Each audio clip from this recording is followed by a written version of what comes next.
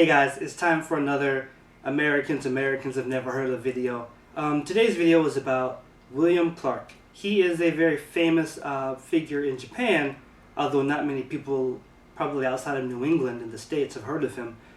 He was a agricultural scientist. He had many degrees. He was alive during the Civil War, Reconstruction. And I'll skip what he done in America. You can look that up. But in Japan, what he's famous for is setting up and starting the Sapporo Agricultural College, the SAC, which has now, the name has been changed. Now it is Hokkaido University. And this is in Hokkaido, which is the northernmost island of Japan. The thing to remember is when William Clark went to Sapporo, it was right after the Meiji Reconstruction, which is when the reins of power were stripped from the shogun and was given back to the emperor. They were still developing Hokkaido, which is pretty much, imagine like the wild, wild west of Japan at that time. There was a lot of resources, not a lot of people. They were trying to figure out how to, utilize this area. And they brought in many foreigners from many different countries to help modernize the country.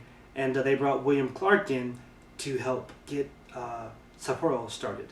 And what he ended up doing was he started this college based off of the college he worked for in America at the time, which was the Massachusetts Agricultural College. You can see the similarity. But he was only in Japan for 8 months, which I didn't realize, because if you go to Sapporo, his statues are everywhere.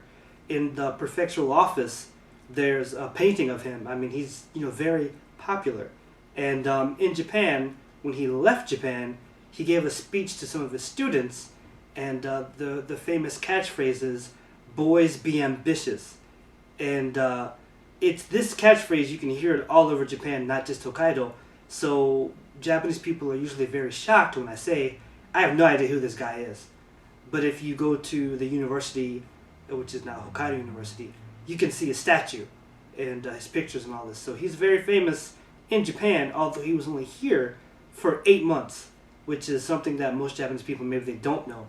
Maybe they feel like he was here for years and years because the influence he left was so large. But only 8 months, and then he went back to America. So that's it for today. Just William Clark, another Americans have probably never heard of, but his contributions to Japan have been very, impactful. So I hope you guys learned something and keep an eye out for my next video. Okay, goodbye.